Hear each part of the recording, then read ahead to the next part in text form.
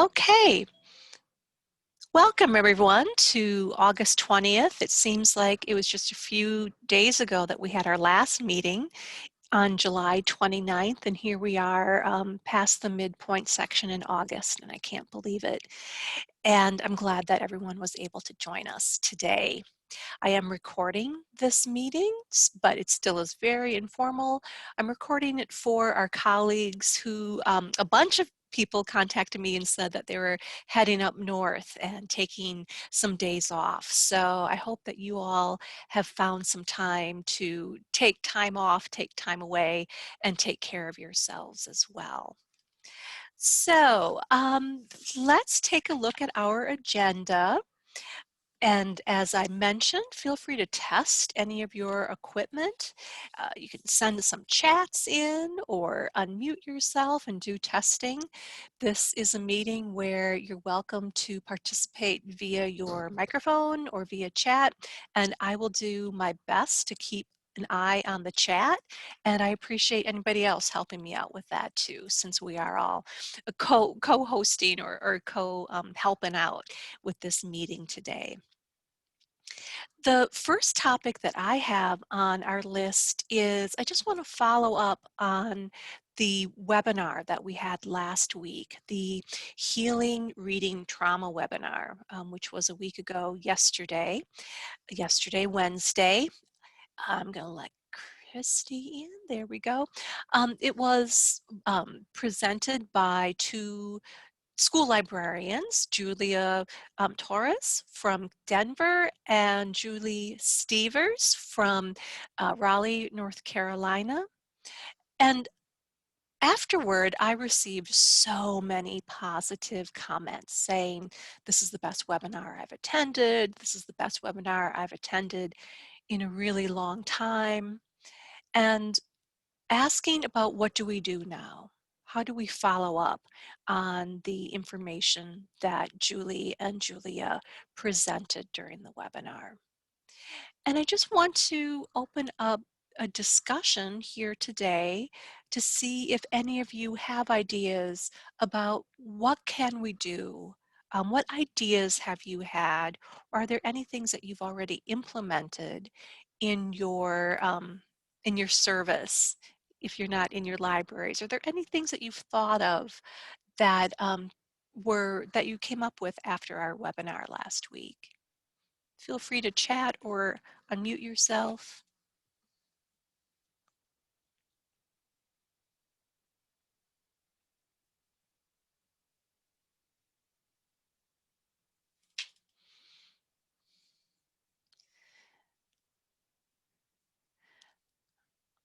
Okay. I'm going to take Karen went up on her offer to co-host so she can admit people for me. Thanks, Karen. Let me find you. There you are. Thanks, Karen, for admitting people. You're welcome. Okay. Okay, we can continue this conversation. If something does come up if you view the webinar again, I'm going in to view it again, hopefully tomorrow when I have more time. I'm finishing up some writing projects this week. But I want to go in and review it again too, because there was so much great information. Some of the, one of the things that came up in my mind when I was viewing the webinar was the discussion that we've had about starting an anti-racist book discussion for youth services librarians.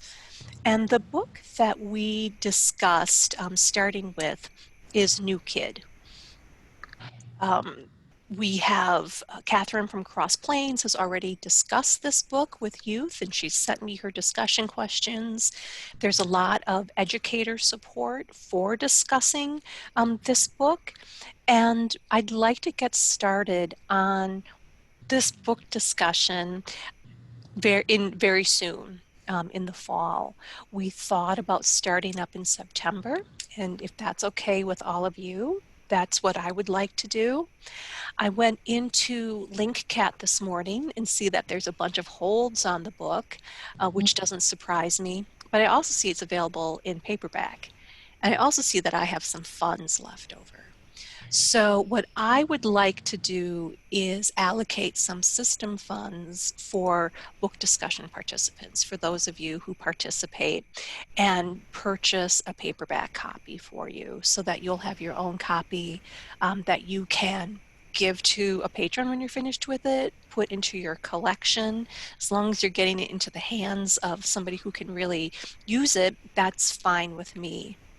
So what my proposal is I'll send out, just an email blast tomorrow sometime or next week asking people to let me know if you want a copy of the book. I can do one copy per location, and then I'll do a bulk order of the book. I'm hoping to work with A Room of One's Own, which is a local bookshop here in Madison, to purchase the books so that the money is staying locally too.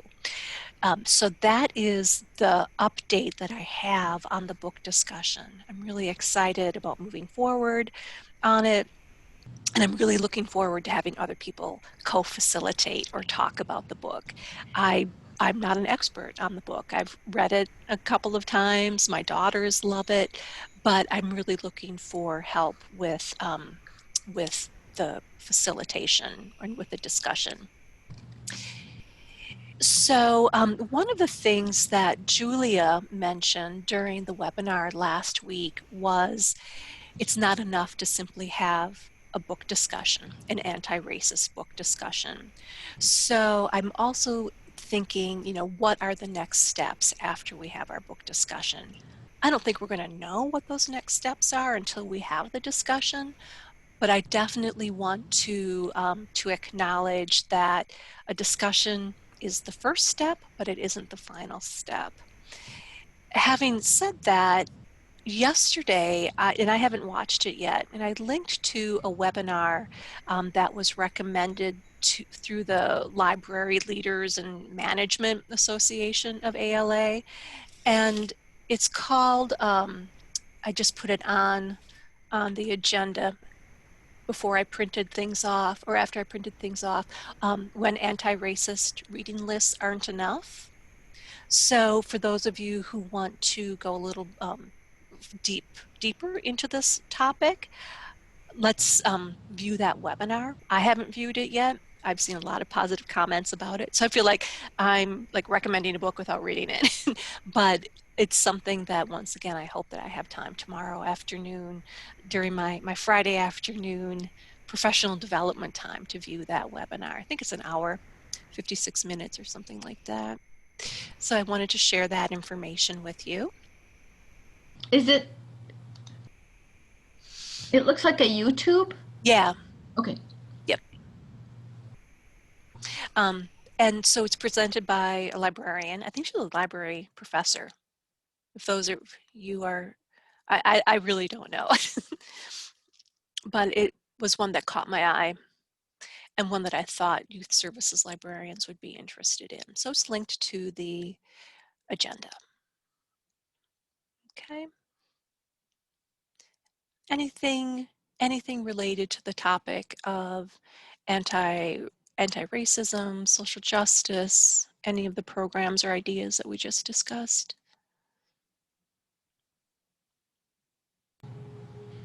Our teen services librarian, Tiffany, is. I should have raised my hand. Okay. She's putting together a long, I don't know, I think it could end up being a year-long staff training.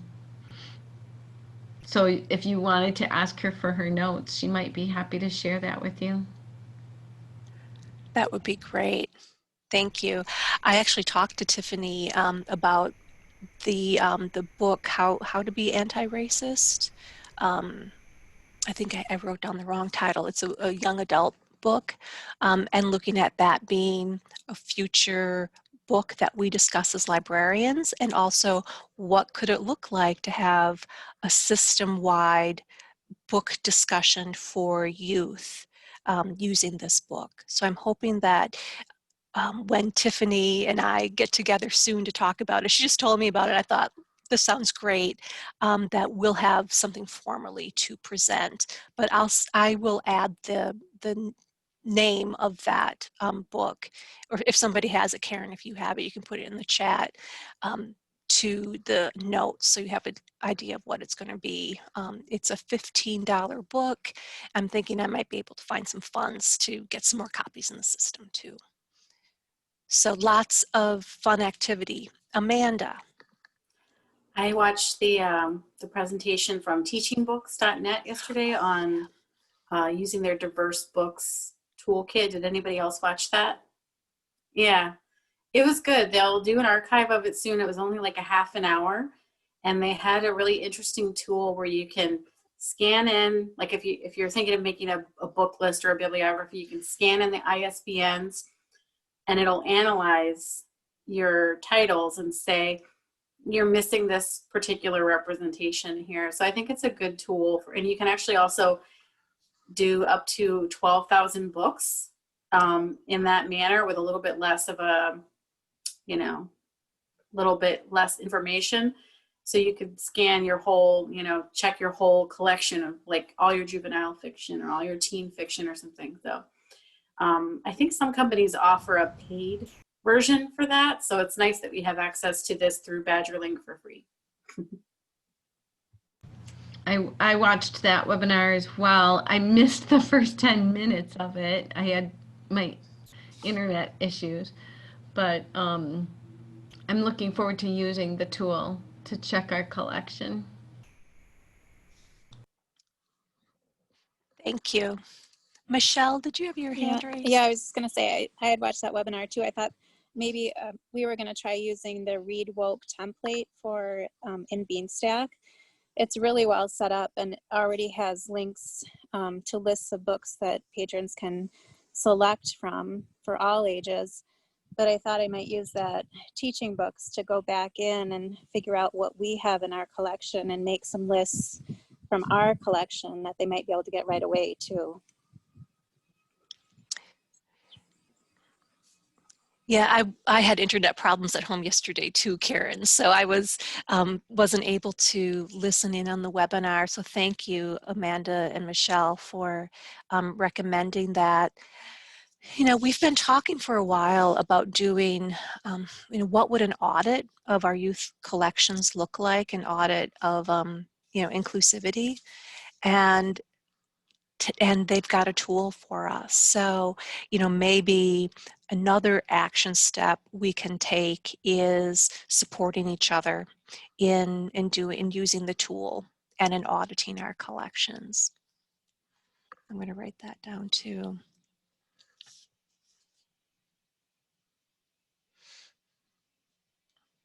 Thank you.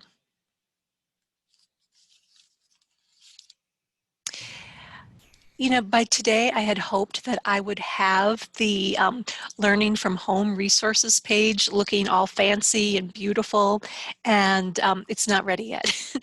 But I will get that out hopefully next week. I've got a bunch of deadlines by tomorrow, a bunch of writing deadlines that once I get past tomorrow, I feel like I can focus on some of these other projects. So I will get that website up hopefully by the end of next week and open for your review and for everybody's additions.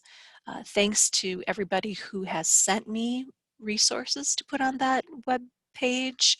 I just got some information from Leah Langby at IFLIS this morning about their learning from home resources.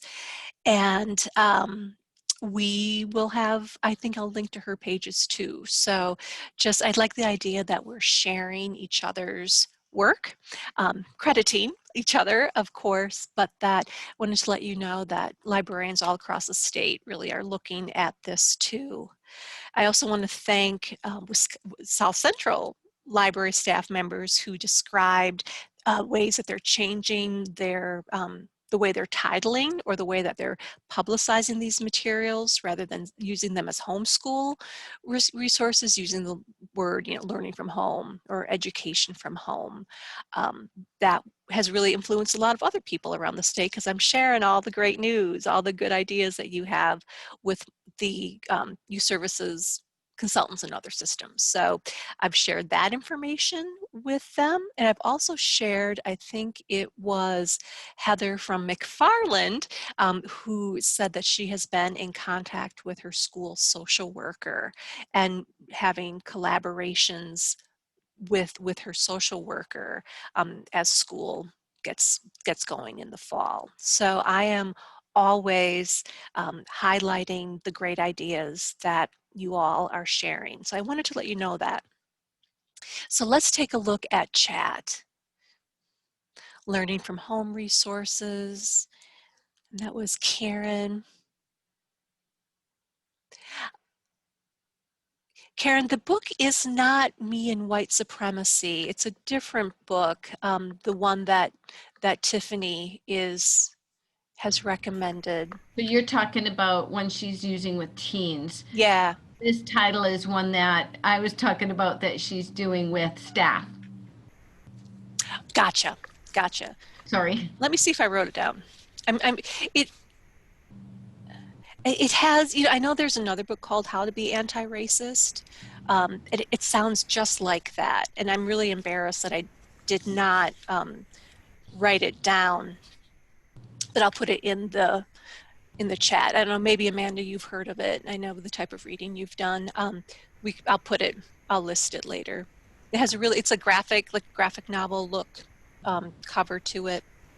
I can't find it either in any of my emails. You know what? I'm going to look at my emails. You guys just give me a second because I feel like a really bad librarian that I can't. And Let me see. Okay. This book is anti-racist. yeah. This book is anti-racist.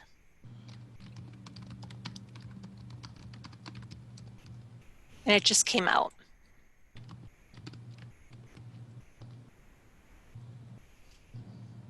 Thanks, Karen.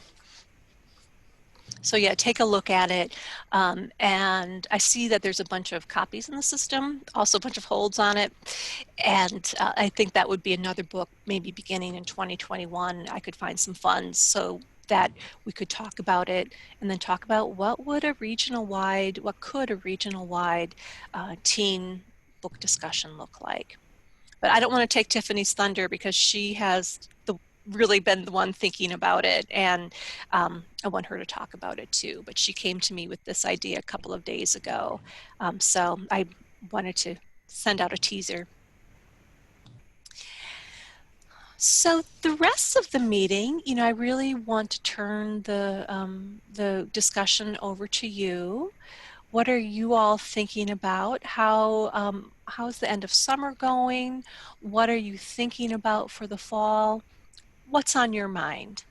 And you can chat it in, you can text it in, raise your hand and talk, and we're just here for each other.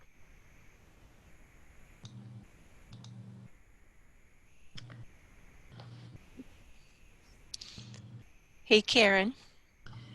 Well, we have decided we're going to try and do a fall reading program. So we've been trying to brainstorm the list of why are we doing it, and what is our goal. So we're working on that and trying to figure out what it will look like. And we're thinking we're going to keep it really simple by just possibly doing the same thing as we did for Beanstack, but use new different digital badges.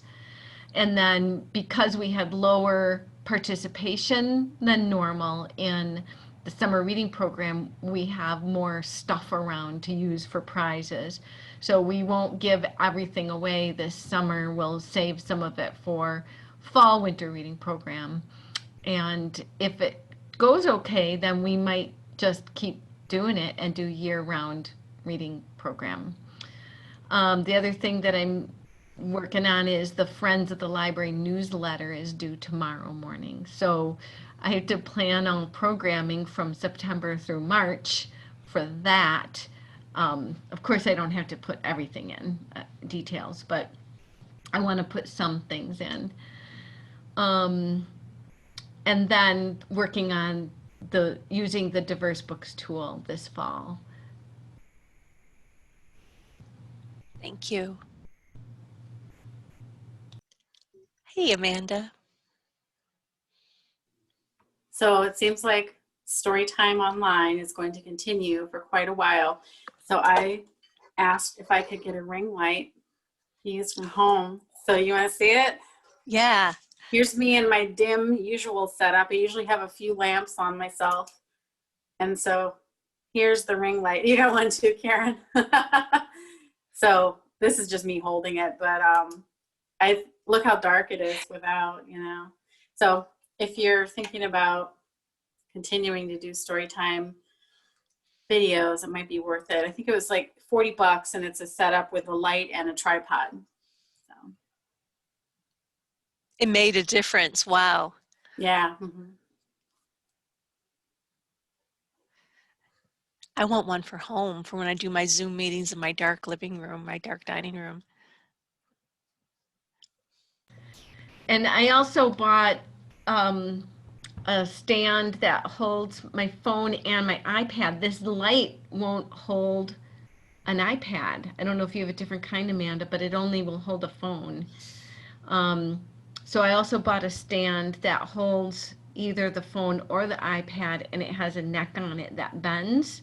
So when I do programming where I want to do a STEM or a craft or something like that, I will use Zoom and I can have a window like this where I can talk to kids, and then I open up my phone or my iPad on that device that then looks down at my tabletop to show the Play-Doh or whatever.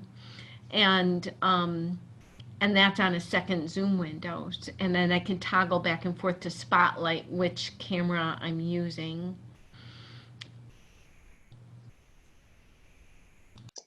We upgraded at Verona some of our stuff as well. So for programs that are going to be more presentation based, like story time, or even some craft stuff, maybe we have the DSLR hooked up to a laptop now as a webcam through a video capture card, and we have a pretty light. But I like the idea of when we do Zoom programs, we mostly use our laptops because it feels, I don't know, more intimate in a way.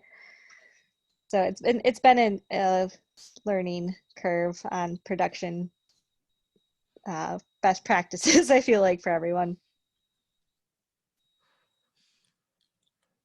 I see that Wanna Key now has a dial a story with Brittany reading. I think that's pretty cool. So Brittany is reading The Interrupting Chicken on the telephone this week. That's great. I know early on in the summer, some libraries were looking at the official Dial a Story tapes. Good for Brittany for doing her own. Bye, Kelly. Jess had a question about mics. Has anyone done any research on good wireless mics to use? I haven't done research, but I'm finding that the earbuds with that little microphone built in is perfectly fine. Everybody can hear me just fine. I also bought a headset one that has a built-in microphone, which I hardly ever use unless there's distractions in the house that I want to be able to keep focused on what I'm doing so I can't hear all the distractions. But then I worry that everybody on Zoom can hear all the distractions in my house.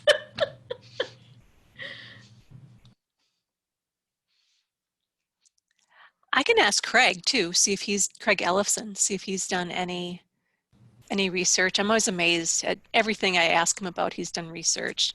Heater for my basement, he knows which one is the best. So I'll check in with him too. Mark Ibai might know too. Go ahead. A lot of people on, I don't know, Don White has been doing Monday meetings about technology with musicians and storytellers all summer. And the Blue Yeti microphone is the one that keeps coming up with them. They all love the Blue Yeti. And that's a wireless one? That's a good question. I don't know. Okay. Try and Amazon it quick. So Jess, thank you. Thanks for asking that question. And I'll see what else I find out too.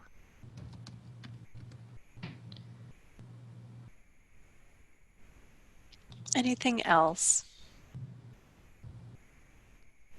I know I've heard some people be worried about about children and teens getting overwhelmed or annoyed or over virtual programs, and because of being in school all day. I think one of the things that we have talked about at Verona is the thing that we can provide for teens and tweens specifically is just a purely social time. So while it might be a group of kids who like love Diaper Wimpy Kid or something, we only lead like a little bit of a discussion and then kind of just leave it up to them to talk to us as a different adult as well as the kids talking to each other. So while it's still a virtual program, I feel like the value is more in the social time than the actual us being there. Yeah. Mm-hmm. Yeah, I had a parent write to me. She sent me the school schedule and said, Wednesdays, there's no content planned. Are you going to do anything on Wednesdays?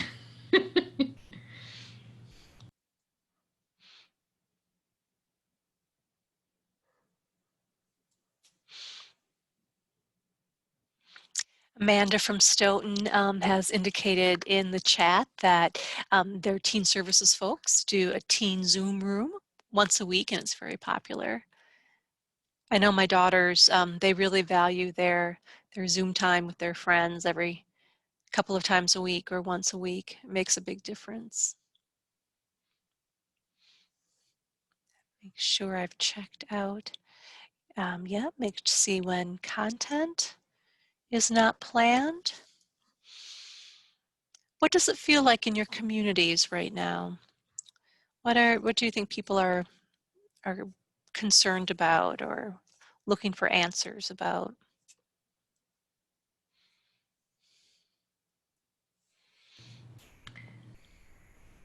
Yeah, go ahead, Karen. Am I the only one who feels really out of touch with the community because I'm not there? I am working from home and I rarely go into the library. Maybe once a week, but always when it's closed, which we're always closed. But I mean, like when there's no staff there is when I go in. So I feel very out of touch. And when I read all of the stuff that is happening with the school Facebook groups and the city, the community Facebook groups, the discussion is very, very much about school. It's all about school and how they're going to handle it and whether it should be virtual or not. And um, the the uh, the busyness of that, I think, is all I'm getting. I'm having a hard time. We did a survey and only 40 people answered it, and the survey answers came back like on opposite poles from what we are seeing in reality with what we've been doing as far as if people prefer YouTube or Facebook or Zoom or what kind of programs do they like. And story time on the survey was like fourth or fifth down the line for people wanting it, and yet story time, it gets our highest engagement on Facebook and Zoom use. Our highest numbers come from story time compared to other things. So the survey didn't do any good for us. Well, I'm sure they'll do some good. I shouldn't say no good, but it's confusing. Well, I think we're all like, everything changes from 1 minute to the next, right? So I think about surveys I've filled out, about the WLA conference, for example. What I filled out 2 weeks ago might be completely different than how I feel today. There's some really great chat happening. So Nicole from up in Stevens Point, what's going on in their community? Hey, Nicole. School and childcare. Oh my gosh. Yeah. Yeah. Childcare. What are we doing for childcare? Amanda, thank you for posting that your school is looking at how you guys have been doing curbside as a model. Everywhere all around the nation, libraries are being recognized for jumping in and immediately beginning curbside service. Any anecdotes, any stories that you can collect during this time to share with community members and to share with legislators, this is the time to collect it. We've been telling our daughters we're living through history, so let's start writing things down. And I'm trying to remember that. I'm trying to practice what I'm telling them too. What else do we have? Yeah, we have Mary from Verona. We have no idea how school libraries will work this fall. Yeah, go ahead, Karen. I had a teacher who asked what kind of services could we possibly provide, and I gave him a list. And he said, "That's amazing." So the simple things that we are doing that we normally do, and we're racking our brains trying to come up with what else can we do. A lot of times it's just trying to make sure that people know about the things we already are doing, because Yeah. he just thought that was fantastic and spectacular. I was like, to me, it was like, oh, it's barely anything. What else can I do? But one of the things that he um, wants is that a lot of the things that I suggested that I could do, saying that I could do virtual storytelling and virtual story times and virtual STEM programs and virtual book talks. He wants all of that pre-recorded rather than live. So we are looking at making short little YouTube videos on a variety of topics that of things that he was looking for. So a little video on how to check out ebooks, how to place holds on materials, short little book talks, and we've got some teams working on creating little book talks, and book views, which is just scanning, and this is more for social media, not a video, but just scanning book titles. These are on the shelf right now. Come and get them before they're gone.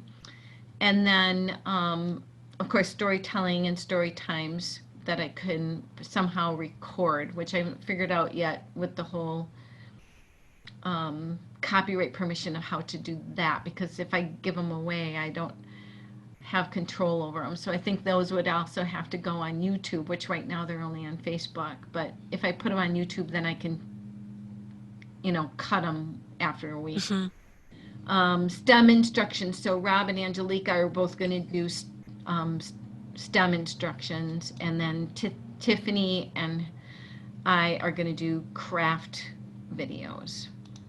So that's all we have right now, and it doesn't seem like much to me, but the teacher said that it sounds amazing.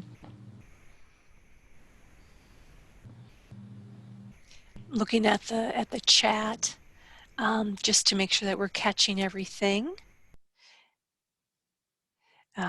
Jess, you've got lots of good stuff here and lots of good questions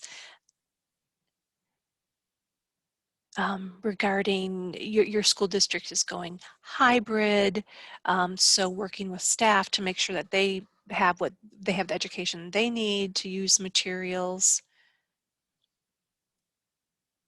Mary has some good information here.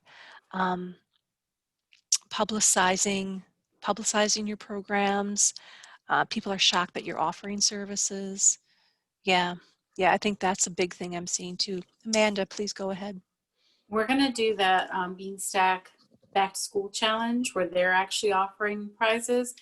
I'm talking to children, talking to teen and adult staff as well to see if they're okay with us because you can add on, do another free book if you hit the 10 hours of reading in September. So we'll probably do that. And I'm hoping that the teachers, like you said, Mary, will, the media specialists and the teachers will really heavily promote that to their students, and kind of like if they missed out on summer reading program because they just assumed, oh, the library's closed to the public, so there's no summer reading, even though we promoted and promoted and promoted, you know. So same boat. Yeah, we're all in that same boat.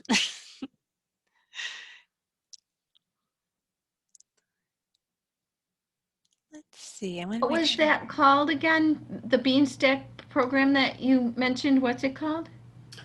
Back to school challenge. If you search in the templates, search for the words back to school, you should see it. And then they sent an email saying like, are you interested?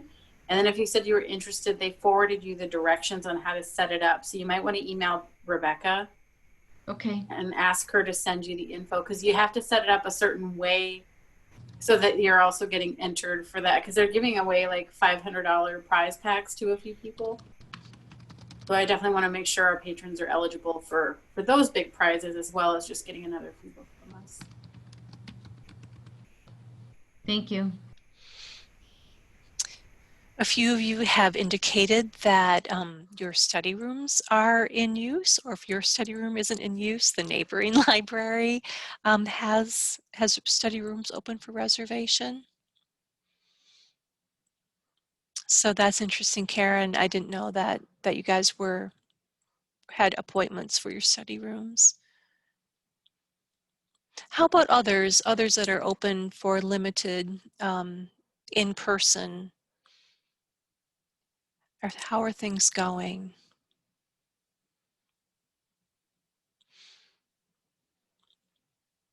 Nicole, do you have some limited in person? Yeah, I thought you did. We're fairly open at Verona. Okay. The main part is all open, but then the stacks are closed off. And it's been going well for programs that we want to provide supplies for.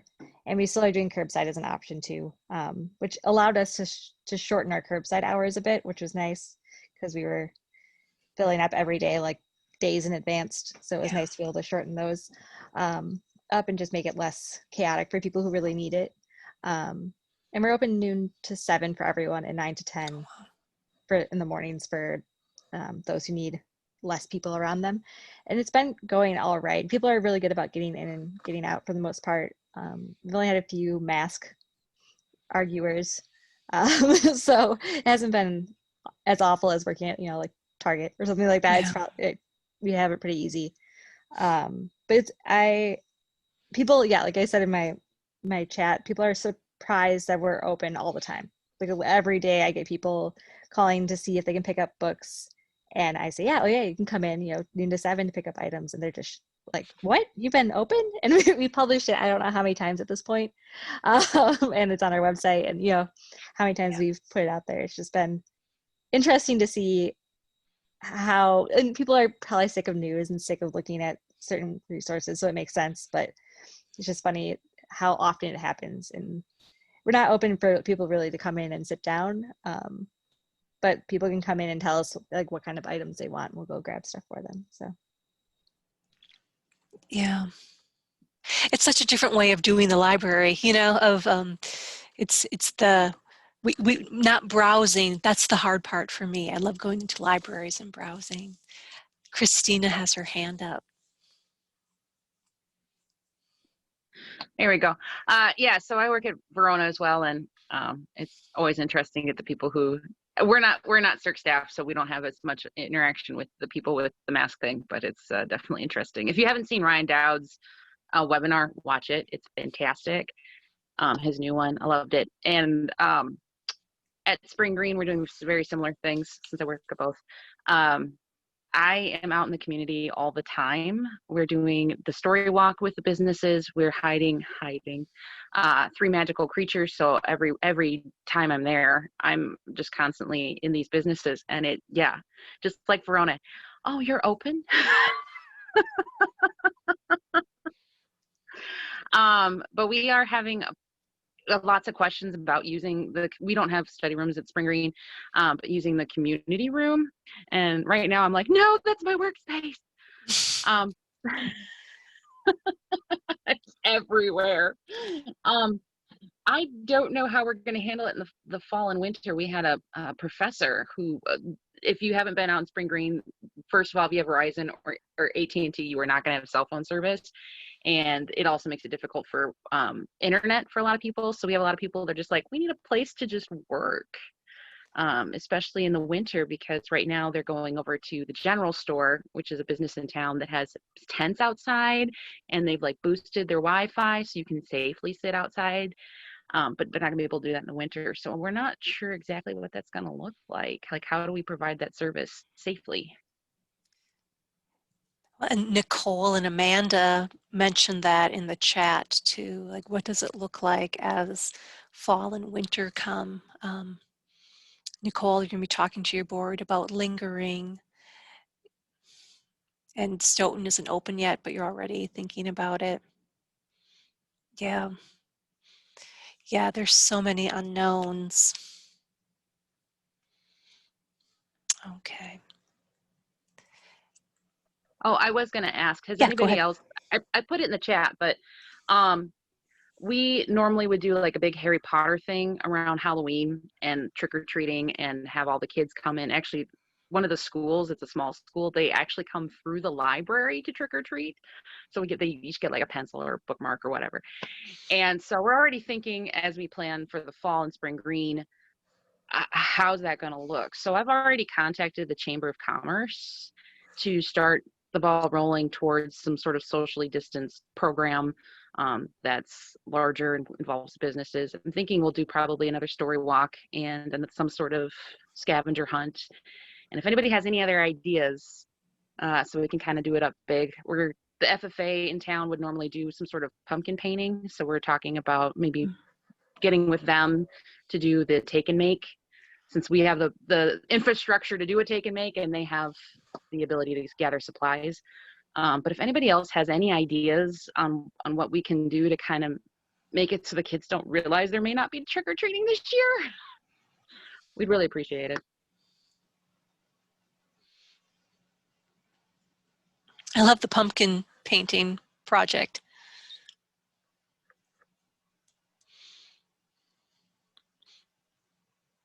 Amanda has some recommendations in the chat that she might be using Beanstack. If I have this right, is that right, Amanda? To make it simple to claim a free book on Halloween.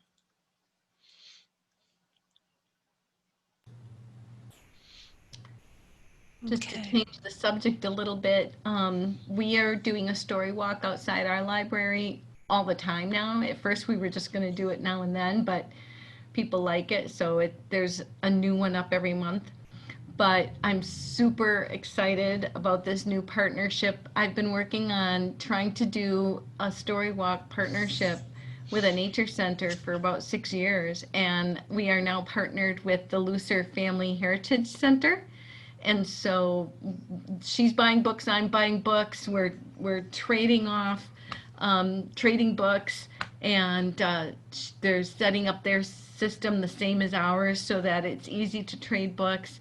They have a temporary plastic coroplast story walk right now that matches ours, but they are raising funds to put in a permanent story walk situation. Yeah, I'm super excited. Very And then cool. we're going to also have one every month. So I have a schedule for all the books that we own and that we're purchasing. And we'll be barcoding our books and loaning them out to folks. I don't know how many people will take advantage of it, but mostly, for Lucier. And the Elder Leopold Nature Center has a permanent story walk. And I did a story walk, story time this morning with Lael Pasquale from the Lucier Family Heritage Center. So we're going to do one a month together, a story time together on whatever book happens to be out at their place. So I'm so excited that this has finally come into fruition just as I'm retiring. You got it going. Just to remind you all, since I have Christy and then Karen, you just reminded me that if you have Story Walk books that you've created and you're not using anymore. And if you want to make them available to your colleagues, just send a note out to Kids List and let people know what you've got, and you can ship things through delivery. That's absolutely fine. Right now we're asking not to send any pokey things, sticks or wires, but feel free to share your resources Yeah, that we way we too. aren't we aren't planning on sharing the coroplast or the wire stake. So if people want to use our story walk, they have to figure out how they're gonna display it with their own situation. So that's the Lucier took our model of how we create it, and that's how they're creating theirs. And then one library is Broadhead is borrowing one of our story walks starting here in a couple of weeks. Good. Thanks to Christy for getting that started. Not a problem. Oops, sorry. Yep, we hear you. That's good.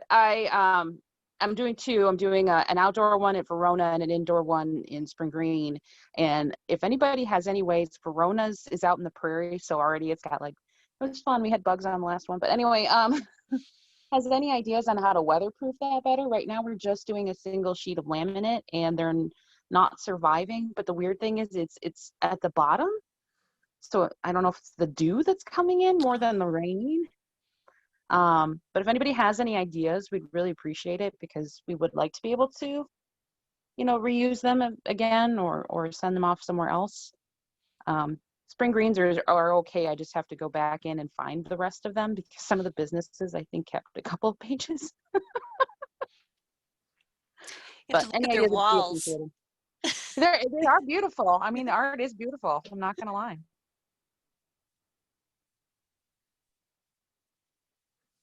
Thanks, everybody. In the final minutes, I just want to point out that we have a whole lot going on this fall. Some of it, a lot of it is South Central sponsored, but also other organizations. So at 2:30 this afternoon, YSS is sponsoring a virtual library tour. And I've linked to the Zoom meeting information for that library tour. Let's see, we are going to see the River Falls Public Library and the Russ County Community Library in Ladysmith. So if you want to take a look at other libraries, you can do that at 2:30. And there's also going to be just a check-in with youth services librarians from across the state. So that's happening in about 35 minutes. If you want to host a library tour, and I think a lot of you have really cool libraries, and you could do that. I put Florence LeBeau's email address in the agenda. Florence is awesome, and she would love to do a library visit for you. So feel free to contact her.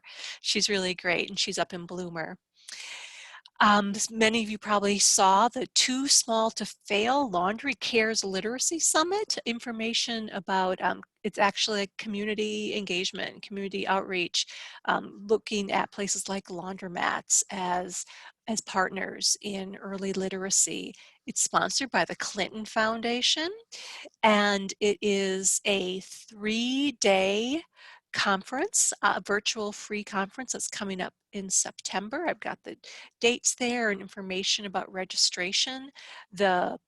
I registered for it. The roster looks really good, looks really cool, and so I'm looking forward to that. And then just the fall SCLS workshops. We have Partnering with Parents for Early Childhood Success, and that will be delivered by Mary Schreiber from the Cuyahoga Public Library System in Ohio in early October. We have Anna Horius is presenting the Youth Services Programming webinar on November 13th. And we have a bunch of CCBC Shorts webinars planned starting in September and going through December. And this doesn't include the New Kid book discussion and upcoming youth services check-in meetings. So I hope that we're providing opportunities to connect. Please feel free to use Kids List to share ideas or ask questions, send emails to me or to anyone. I don't want you to feel alone, and I don't want anyone to feel isolated. I also don't want you to feel overwhelmed. So let us know if it's too much. Let me know if it's too much, if it's not enough. You're welcome to participate as you feel most comfortable. This is to support you, not to stress you out. Okay. Well, Are all go those ahead. on the SCLS calendar, including the YSS one? The YSS one is not on the calendar because it's Oh, not a okay. South Central, Okay. but it's on the agenda. Okay. Okay, so if you go into the agenda, I'd linked to it, right? And it's a Somewhere. Zoom meeting, so I don't think there's, no, there's no password or anything. So, Oh yeah, I see it. yep, do you see it? Yep. Okay. Yeah, so maybe I'll see you all in half an hour. All right. Well, I will set a September meeting for us, and we'll start talking about new kids soon. Thanks, everybody. Have a really great August.